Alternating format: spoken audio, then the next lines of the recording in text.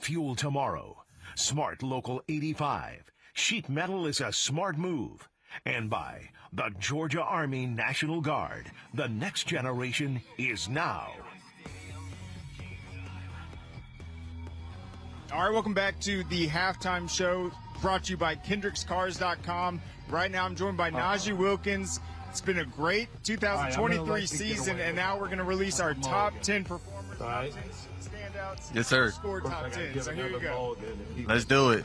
So at number 10 is going to be Jaden Duke Scott from Stockbridge. Phenomenal season for him, 2,482 yards rushing, 39 touchdowns. Also had 5 200-yard games, Craig. What stood out about him? That's right. So in the Benedictine game, one of the biggest performances of the season, 27 carries, 310 yards, 3 touchdowns in that incredible matchup, knocking off the 2-time defending state champs.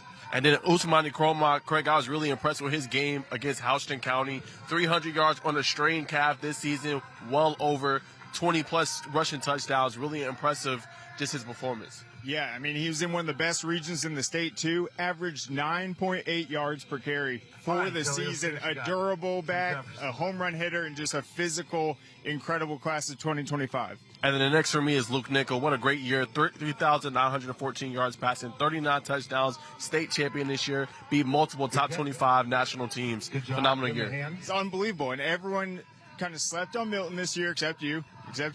And then what I like about Luke is, like, he was passing the ball, but in the playoffs, he had 4 rushing touchdowns, really stepped up, kept the chains moving, was a great leader this season. And when you look at the state championship quarterback, he proved he's the real deal. And then Ellis Williams, I mean, what he did for Camden County, just a player all over the field, offensively, defensively, 530 yards, 7 touchdowns. His defensive impact was felt all year long. Just an incredible player. Absolutely. And when you look at this past season, he was definitely a part of the storylines. He's one of the most athletically gifted players I've ever seen come through the state. He's just getting started, and he showed true flashes of greatness, especially in that playoff run where Camden's coming up to Atlanta every week. Yes, and then DeMello Jones, man, what he did in that state championship game, the pick six pretty much altered momentum in that game, made it tight for them against Prince Avenue Christian, and he had a touchdown in the game. I mean, DeMello Jones, Georgia's getting the real deal with this one. That's right, and we have him down as an athlete, obviously, but, I mean, he did it all for Swainsboro for multiple seasons. What I like about them also, they struggled in the region, but then once the playoffs came on, he really did his thing. Yeah, the next for me has to be C.J. Wiley, the wide receiver, 1,483 yards, 14 touchdowns, just an incredible performance, the best receiver basically in the state this year. I mean, unstoppable, unguardable. We've seen what he can do. Yeah, his numbers were incredible. About 70 catches, but 1,500 yards almost. He's sharing the passing attack with so many weapons for Milton, but he was always that go-to deep threat. He could do it all. Really impressed with what he did, the body of work all season long. And then what can you say about Tyler Atkinson? Won multiple player of the games for us. Really just balls out. Big-time player. What did you enjoy about his play? For him to be a sophomore and have that impact defensively, he was in on all the plays. He switched positions this year, really developed into a complete linebacker. He can do it all, but 197 tackles, I think 25 tackles for loss. Just an incredible player. I think he's going to be one of the highest-rated guys in the country for the years to come. Yes, and then Sammy Brown, number 3, man. I mean, such a joy to watch for Jefferson, 2,289 rushing yards, 153 tackles, Buckets Award winner.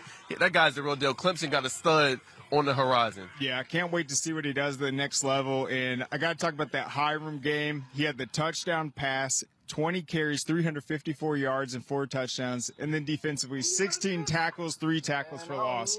That's one of the best games on either side of the ball, and he did it both in one game. And then K.J. Bolden, man, what can you say? The best receiver, the best athlete on the field every single time he took the field for the Buford Wolves. What he could do defensively, what he could do offensively. I mean, he led them in receiving this year. Just get the ball in his hands, let him do work. He is absolutely special, and I remember you told me he was the first Buford player, I think, to have the kickoff return, score on special teams, score running the ball, score rushing, I think score in 4 different ways. So he can do it all, get the ball in his hands, and I can't wait to see what he does at Georgia. You and me both. And then the last one, Jeremy Heklinski, finally getting that national attention, All-American this year, All-State player, 50 touchdowns, 3,800 plus yards passing. Just had an incredible season, not the way he wanted to finish, but just an incredible quarterback. We knew he was for real, Craig, a while ago, and we really knew when he performed against Grayson. And I think the thing to say about his numbers this season is he sat a lot of third quarters and fourth quarters. Walton had huge leads. He put it up that quickly. Their offense was amazing. Obviously, they lost in the finals to a great Milton team, but what Jeremy did this season, it made the season more exciting. He was fun to watch, just a great player.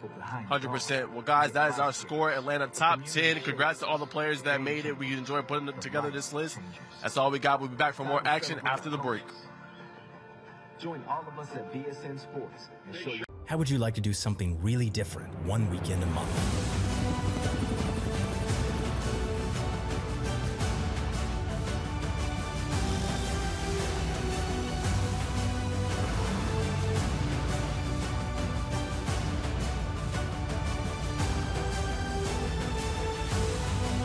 Charlie 2-2, this is Charlie 2-1. Thank you, Sergeant. If you've got what it takes, come join us.